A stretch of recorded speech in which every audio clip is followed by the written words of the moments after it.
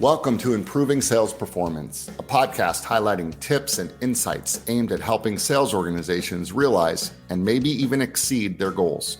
Here, we chat with thought leaders, experts, and gurus who have years of sales experience from a wide range of industries. I'm your host, Matt Sunshine, CEO at the Center for Sales Strategy, a sales performance consulting company.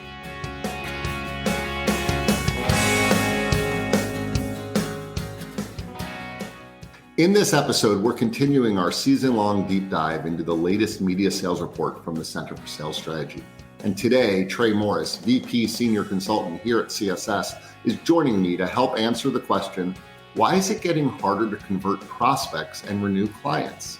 Trey brings so many great points to the table, such as how too many salespeople are pitching products instead of solutions, why sellers need to do a better job of helping existing clients figure out what's working and what's not working early on in their business relationship. And finally, why is it so important for every seller to give the best reason possible for prospects to want to meet with them?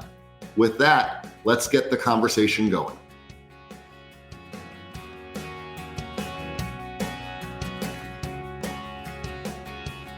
So, Trey, in the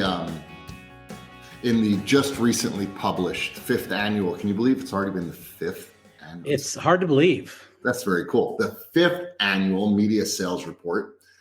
I found this interesting. Thought we'd kick it off with this. 57% of salespeople tell us that converting prospects is becoming more difficult.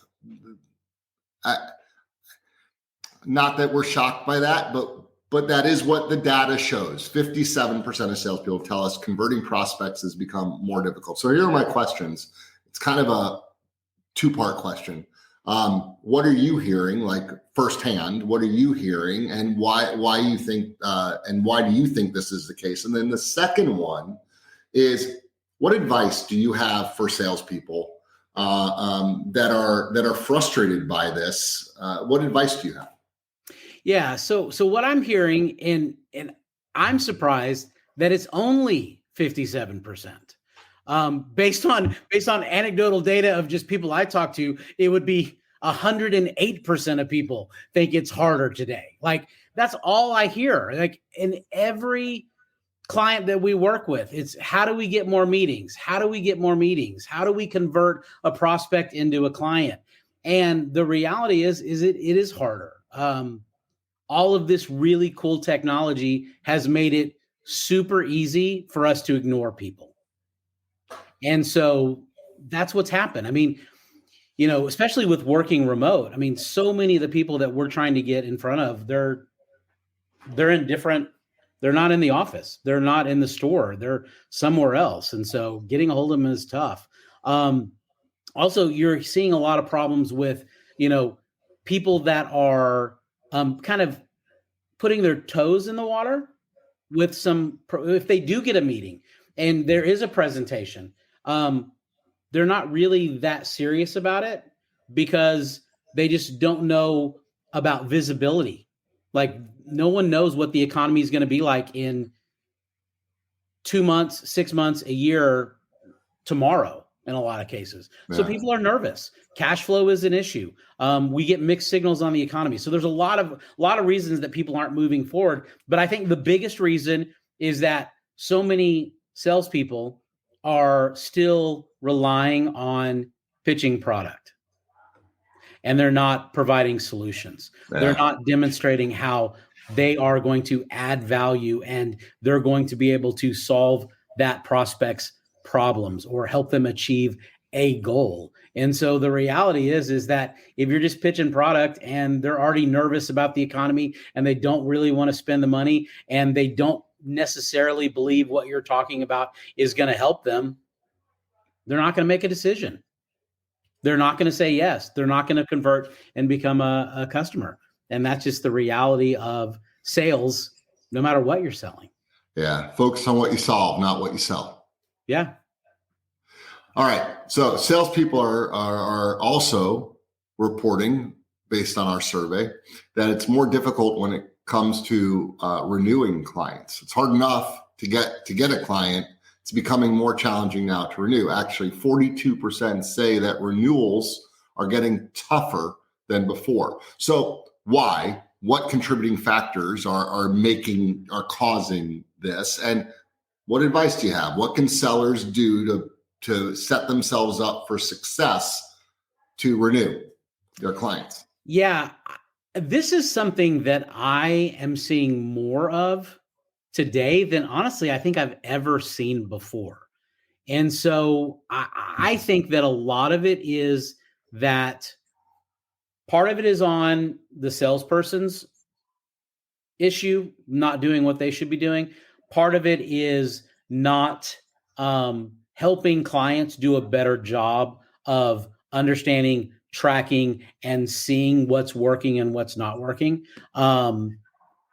Clients are so busy today that they are not focused on tracking what works and what doesn't work, right? And if you're not working with them and helping them do that, giving them a system, providing information, providing data, being part of their team to educate everyone within the organization of what they're doing, what ads they're running, what specials they're offering.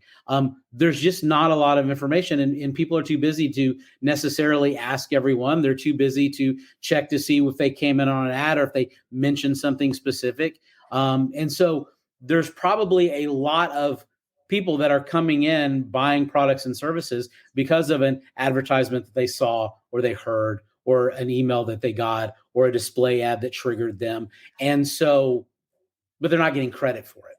And so part of that is our fault for not helping the client and getting better at making sure they understand what's working and what's not working, and making sure we're educating everyone and being involved with them, being a partner with them.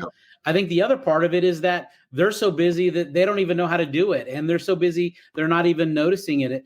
And also, let's be honest, there are so many more ads that we come into on a regular basis than ever before. I mean, I know that when I started back in, 1872, they said that there were 3,000 ads a day. Remember, that's what it was. You saw 3,000 ads a day. What is it today? 30,000? Is it?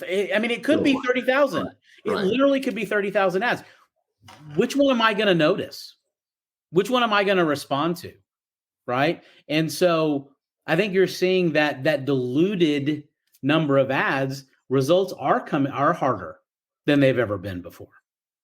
Yeah, and getting renewals is oh so important, right? I mean, it's the name of the game.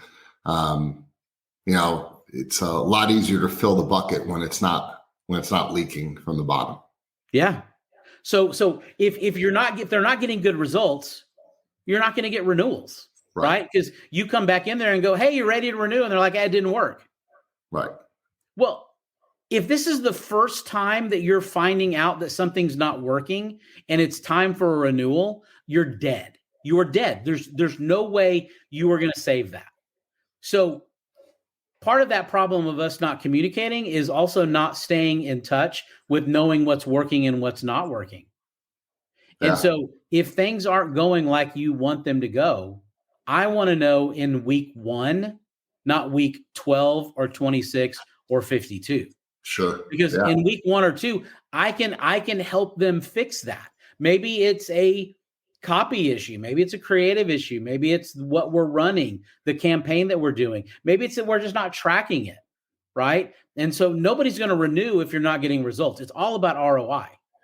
It's interesting. If dollars are less, I'm not going to renew the things aren't working. It's interesting. Just going back to what you said before, it kind of ties together. If whether you claim to be a product salesperson or not, because nobody claims to be a product salesperson, everyone says they're customer focused, but you show what you are by your actions, right? By your behavior. So if you claim to be a solutions focused seller, then what you care about is making sure that your customer gets results. It gets the solution. So if if to you, the service stops with the sale because you need to move on to get the next one, you're focused on selling the product and then selling the product again and selling the product again. If you're focused on the solution, well, the sale is you're at the 10-yard line. You still got 90 yards to go, right? You're just getting started. So they really do tie together nicely from what you said in the response to getting it's all about solving the problem, not just selling. Yeah, 100%. All right. So first question teed you up on salespeople getting new business. Second question was really about salespeople getting renewal business. This next question has to do with something that I know is near and dear to our hearts, getting appointments. And let's just throw it. It's never been easy. It's not like it used to be so easy, but maybe it used to be easier. Yes. But it was never easy. So here's what the data says, and I'll ask you a question. Over half of the salespeople surveyed, 57%, say it takes 5 or more attempts to secure a sales appointment. 5 or more. I think we agree with that. 87% of salespeople say that securing appointments is harder today than it was 5 years ago. So again, it takes 57% say it takes 5 or more attempts. Almost 90%, 87% to be exact, say it's harder than it was 5 years ago. Here are my questions for you. Why are sales appointments becoming harder? And you got any tips? What do salespeople do? Yeah, I kind of answered that in your first question, because getting appointments leads to conversions, right? They're tied together. Part of it is we just have a lot of technology that it's easy to ignore people. They're not in the office. And there are so many salespeople that are reaching out to decision makers on a regular basis, and not just media and advertising sales. I mean, every vendor is going to have 10, 20 different companies that are all pitching for that same business. I mean, a business owner could have 100 different people reach out to him on any given day when you get a meeting with them. You can't meet with 100 people. You're not going to meet with 2 people, right? So that's what makes it so much harder today than ever before. And it's good that 57% of people know, hey, I've got to be persistent. I've got to keep reaching out, because that is part of the solution of getting more meetings, is having more outreaches. So they need to be out. They need to reach out to a prospect. We say 7 to 9 times. I've just simplified it and said 9 times now. It's 9 times. You've got to plan. In 2 weeks. Yeah, in 2 weeks. Exactly. It's not over a year. It's 2 weeks. Reach out 9 times in 2 weeks. That's a lot. That's almost every single day, right? But you have to have a really good reason for them to meet with you, right? And we call it the valid business reason. It's, why would they want to meet with me?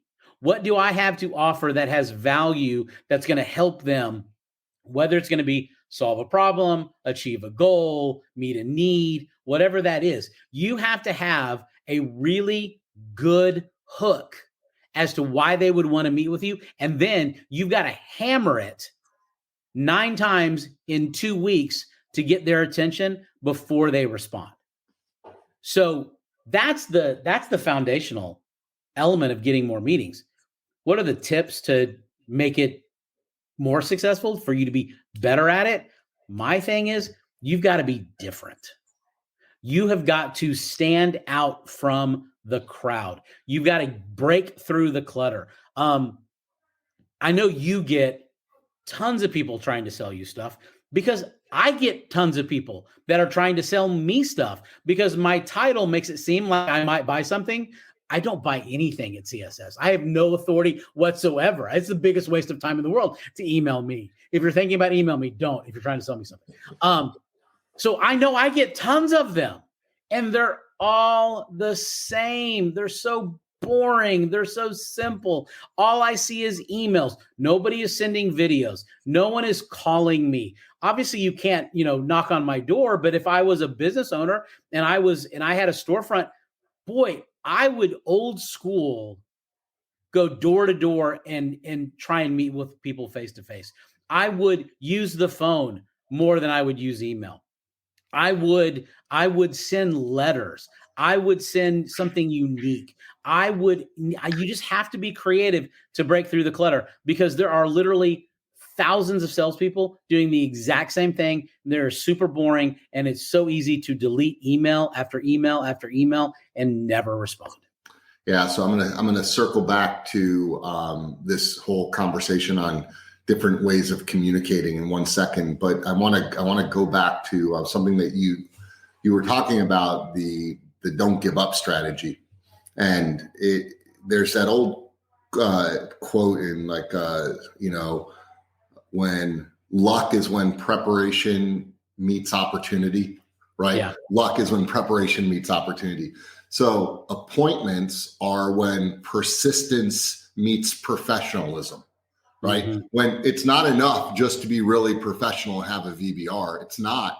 I mean, you could have the best, most well-written, most researched email, talk track, whatever. But if you reach out to someone and your email gets put in the junk folder for some reason, or bounces, or the person is off that day and comes back to 350 emails and deletes all of them, your well-written, well-researched email never got seen.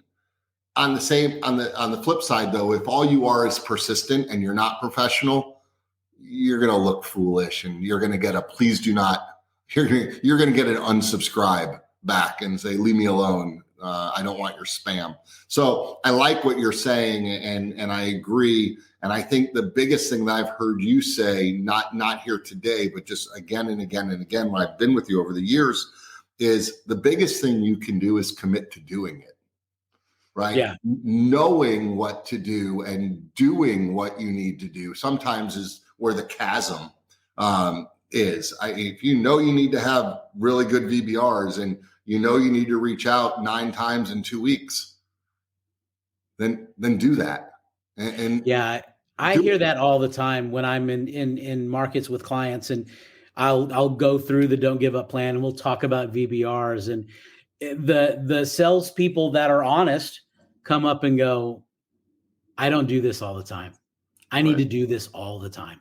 If I did this all the time, I would have as many meetings as I wanted. Right. I mean, the challenge is this. We all have our stories of, well, I only called this guy one time and I got the greatest appointment in the world. I didn't have to call 9, which, by the way, great. High five. Yeah. Congrats. That's awesome. You don't have to, by the way, if you get an appointment on the first call, you do not have to keep doing the other one. You do not. You can stop that. All right. Last question for you. So a big part of all of this is communicating with prospects. You touched on it in your answer to your last question. How we choose to communicate with them is kind of what differentiates us. Most salespeople, 72%, rely on email, and 55% rely on phone. In your opinion, do the legacy channels like email and phone calls, do they still prevail? In other words, are they still the best to use, or are there newer channels? You kind of hit on them, so maybe touch on those again. And are there any communication tactics that you would recommend? And maybe you can talk about when you run your don't give ups strategies. Maybe you can talk about what your last outreach is sometimes like. Yeah, so I did talk about it. I think that email is less effective today than it's ever been. I still see salespeople using it more than anything else. I think that's a mistake. Phone for the longest time wasn't effective at all. I think since 2020, phone calls have become way more successful. I think people are more willing to talk to someone on the phone today because they may not be in the office and maybe they aren't talking to people. So I think phone has probably exceeded email. I'm hearing a lot of success from salespeople who will go and canvas a neighborhood. Like they find a group of 3, 4, 5 businesses, all relatively close to each other. And they literally, and this is crazy, some of these people are not going to believe this. It's true.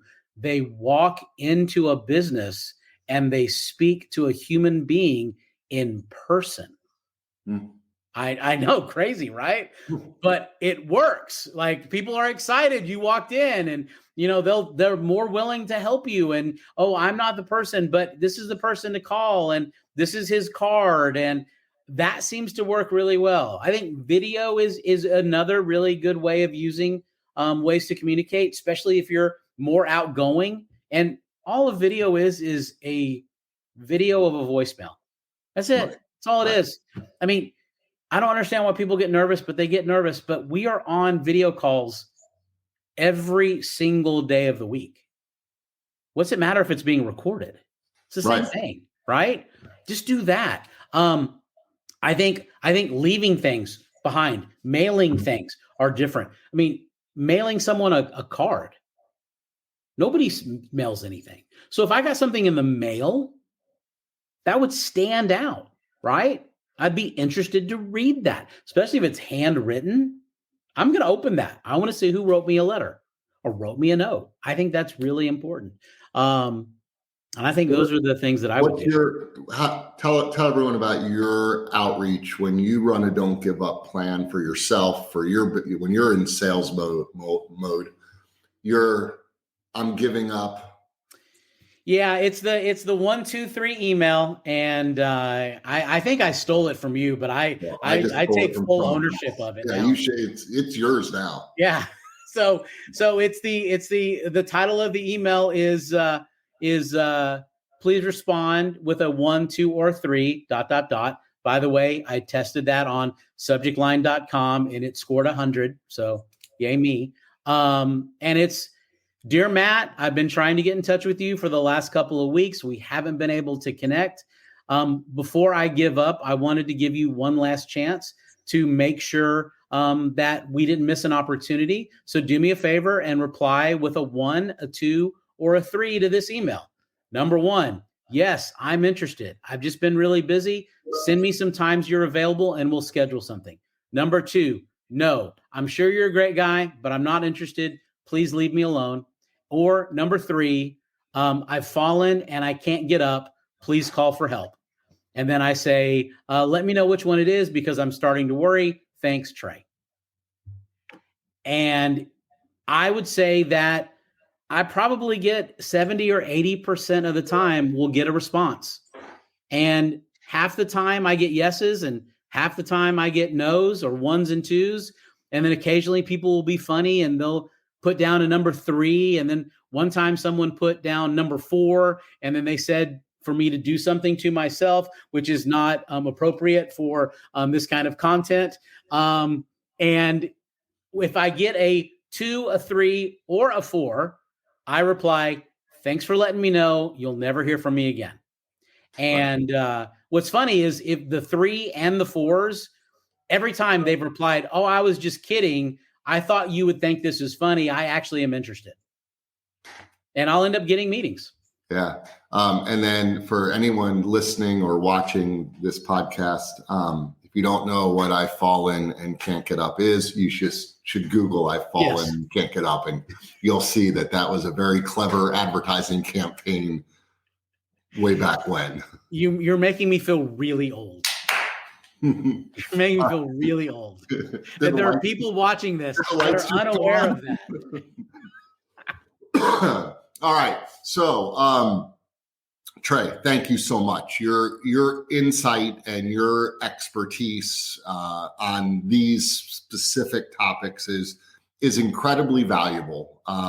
There's so much you've unpacked and shared so much wisdom today that if someone just would would simply do what you tell them to do, if they would just simply take the advice and give it a try, I absolutely know that they would get results. So thank you for joining us, sharing your wisdom with everyone that is watching or listening. If you want to get a hold of Trey, his information will be in the show notes, or you can go to LinkedIn and look up Trey Morris at the Center for Sales Strategy. It'll come up first, and because he's very active on social media.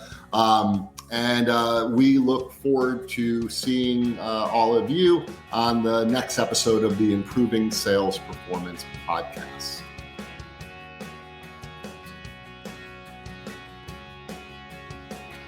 This has been Improving Sales Performance. Thanks for listening. If you like what you heard, join us every week by clicking the subscribe button. For more on the topics covered in the show, visit our website, thecenterforsalesstrategy.com. There, you can find helpful resources and content aimed at improving your sales performance.